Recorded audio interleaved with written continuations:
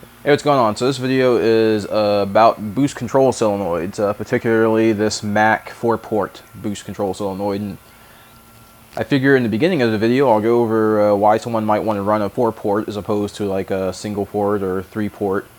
Actually, there's no such thing as a single port, but you know what I mean.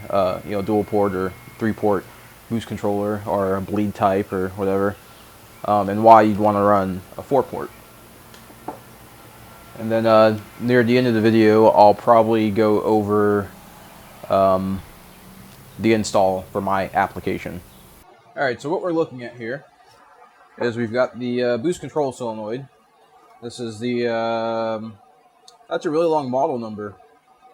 46AAA1JDBA-1BA. It's it's a rather specific model number. Anyway, so yeah, I picked this guy up on eBay. I forget the seller name. Valex Racing. Alright, cool.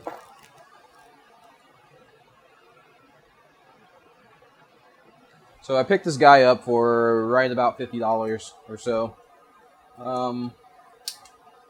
This one came with of course, the solenoid, nice little bracket, and hardware. I lost one of the screws, a harness, and some fittings. I don't know where the other fittings went. The fittings that came with it, these guys, are rather small compared to the fittings that are on the turbo. So I went ahead and I got some slightly larger ones. But anyways, before I get to that, why do you want to run a 4-port boost control solenoid as opposed to any other type? And it has to do with boost delta. This is for people that want to run different boost levels. Specifically to run a really low boost level and a really high boost level. Typically with a normal boost controller with like a 3-port, you can only run double the spring pressure. So if you have a 10 psi spring in your wastegate, you're only going to be able to run 20 psi with the boost controller. Beyond that, it's going to start to force this gate, this open. It's going to start to overcome the spring pressure regardless of what type of boost controller you have. So one of the reasons you'd want to run low boost pressure and high boost pressure is for something like boost by gear, where you may want to run 10 psi in first gear for traction purposes and ramp up to 40 psi in fourth gear. Alright, so yeah, when this is not energized through the ECM, pressure will flow straight through.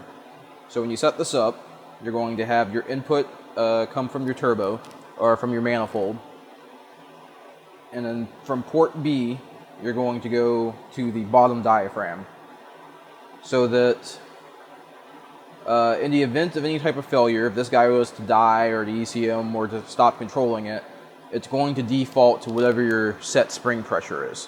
So it's kind of like a fail-safe.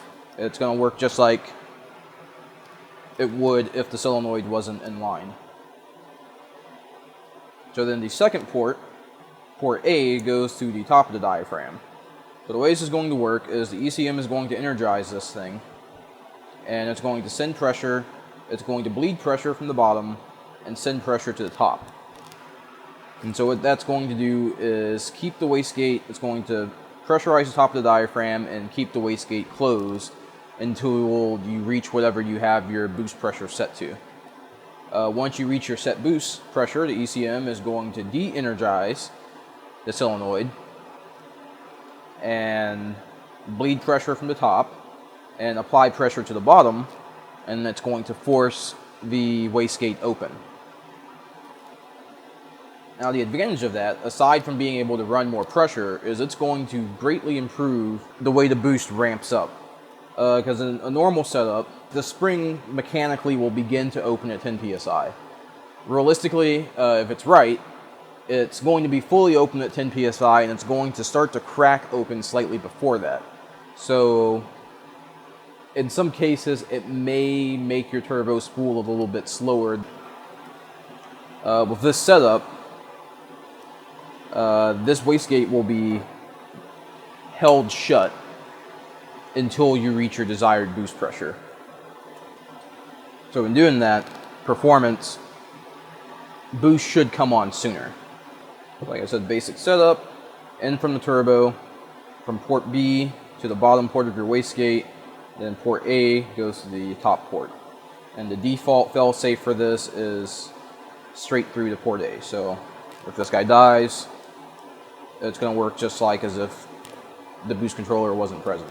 It'll default to the lowest to the lowest setting, which is whatever the mechanical setting is for the spring. Alright, so before I installed this, right now I think I have the 14-pound spring in here. I'm going to go ahead and put the 7-pound spring, which I think it's a 7-pound. Anyways, got the wastegate apart, removing the diaphragm. It's 3 Allen heads. Hold the diaphragm on. Don't forget about these couple little washers that go in there.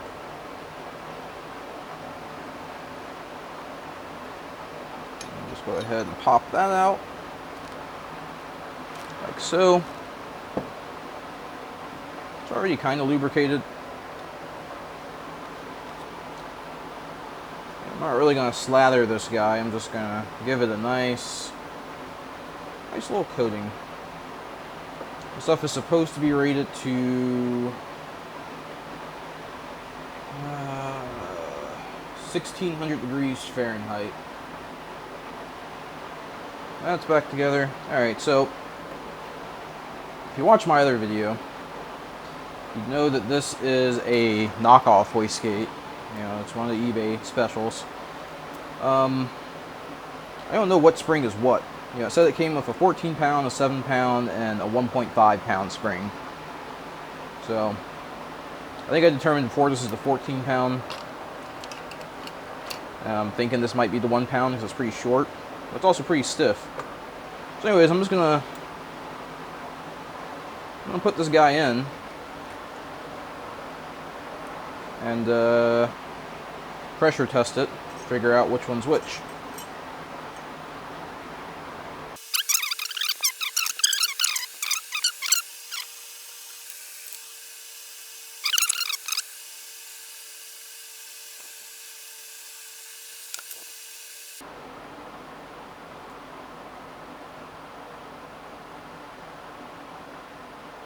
Yeah, it's probably the 7-pound spring.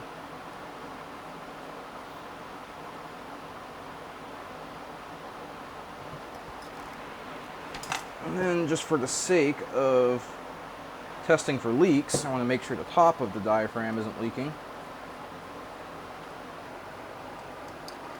Yeah, you don't want the top of the diaphragm leaking because while you're running, it's going to be sending pressure to the top of this diaphragm. So if it's leaking, it's effectively a boost leak. And on top of that, if it's leaking, it's not going to it's not going to be very effective at keeping that wastegate shut beyond the mechanical spring capability. So yeah, when the top of that diaphragm is pressurized, man, yeah, you can't move that thing at all.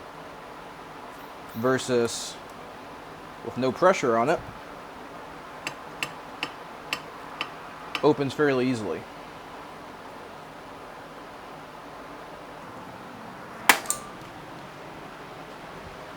Alright, so I got a base spring of 10 psi in here. So I should be able to run upwards of 40 psi. I'm not going to run anywhere near that much. I'm probably only going to run at most 20. So I'm going to go ahead and wire this guy. Go ahead and try and get this guy wired up. So basically the way this is set up, you can see those two plugs. Anyways, there's two plugs over here that connect to the injector harness. From the factory, this car had what was called VIX. Forget what the acronym actually stands for, but the idea behind it was a variable intake runner. Do that. There's butterflies in the intake, and there's a solenoid that powered those butterflies. I went ahead and deleted that because it wasn't necessary for my setup, but I left the harness intact so that I could easily just go ahead and use those existing wires because they go all the way to the ECM. And all I had to do was change a couple of jumpers around inside the Megasquirt to be able to send signal to this connector. So it's right there and nice and easy. So this is the bracket they included. This is the bracket they included with the solenoid.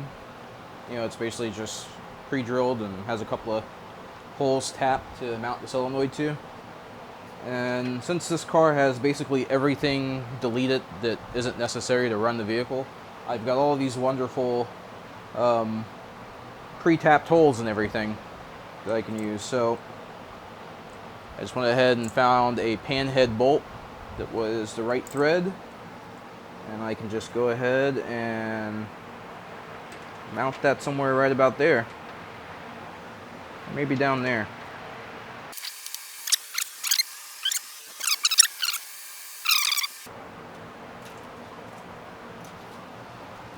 Go ahead and set that there.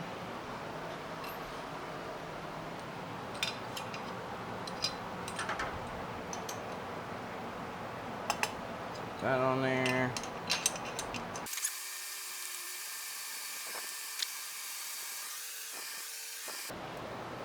Alright, so the first thing we're going to do is we're going to take a line. It's going to go from the turbo. I'm just going to fish that up and around. Make sure I have enough length. That goes to the input of the solenoid. And we'll go from the bottom diaphragm. That will go to port B. I'm going to push that on all the way. I'm going to clean this up after the fact.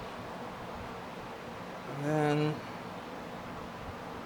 top of the diaphragm.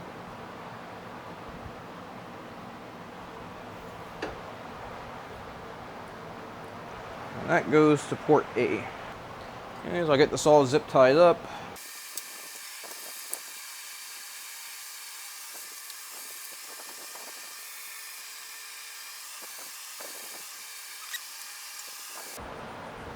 So all I gotta do is put some hose clamps on there.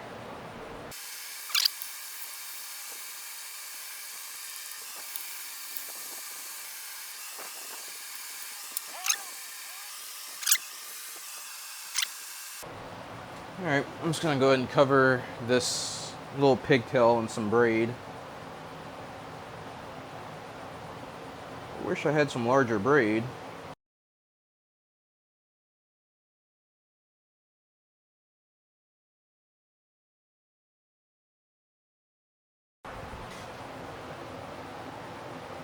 Alright, so now that's nice and braided, I'm going to go ahead and attach one end of my connector. It's always important to make sure you get your heat shrink on your wires before you attach them, because you can't do it after. Another tip with this expandable loom is it doesn't want to stay while you're doing your connections. You can just take a zip tie, zip tie it in place, that way it holds it. You can have all your hands free.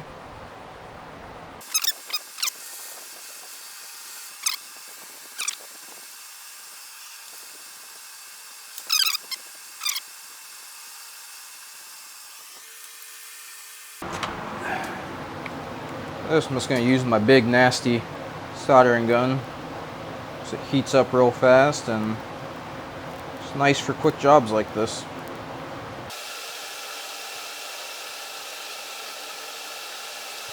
Beautiful. Alright, So I can go ahead and I can slide my shrink wrap over those guys.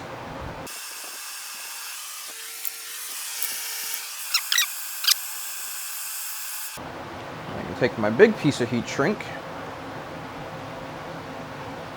slide that all the way up there. Go ahead and snap this zip tie. Let that ride all the way back up there. And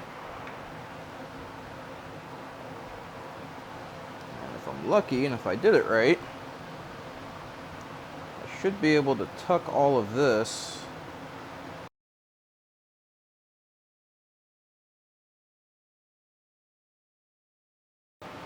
Alright, so I got the braid inside this heat shrink. So when this is shrunk down, it should keep the braid from fraying, and plus it makes the harness look nice and professional.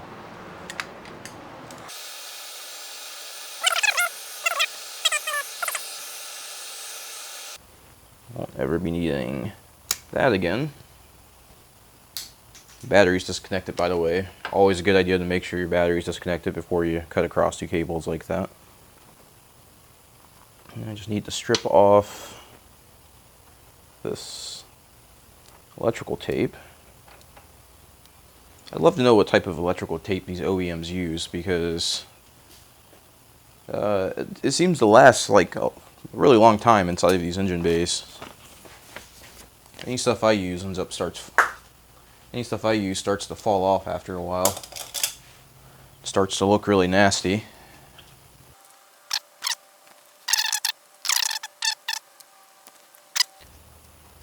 If you have a Ford vehicle, you happen to be working on this type of car, I believe the Mazdas are the same way. It's probably unique to Ford, I don't know. But anyways, red and white is always your switched power. And this black and red wire is the one that goes back to the ECM. It doesn't really matter as far as the boost control solenoid is concerned, but I'd like to have the red wire actually go to the energized wire on this this pigtail.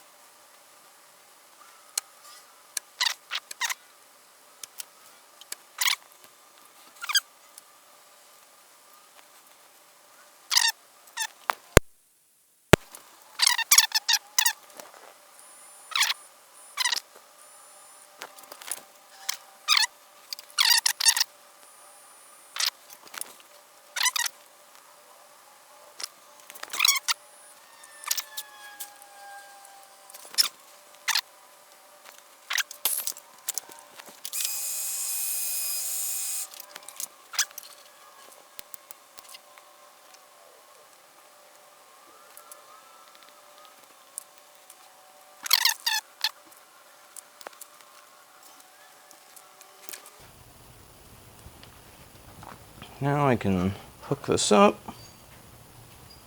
I should be able to test out the solenoid.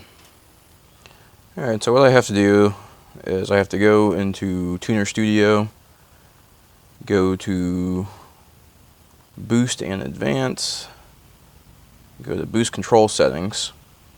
Then I have to turn on the boost control.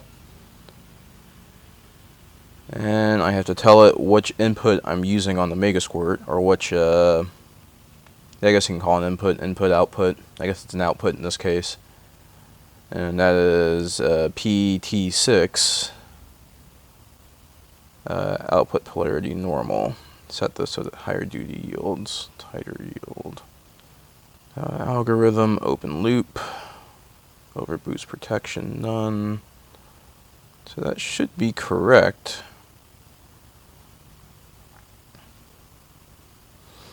So let me burn these settings. So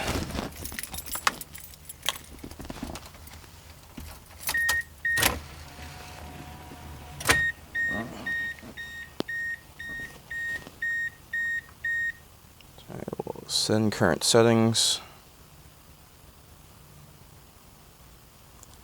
Then I'm going to go to my test outputs. So I will guess test mode IO. So test mode on.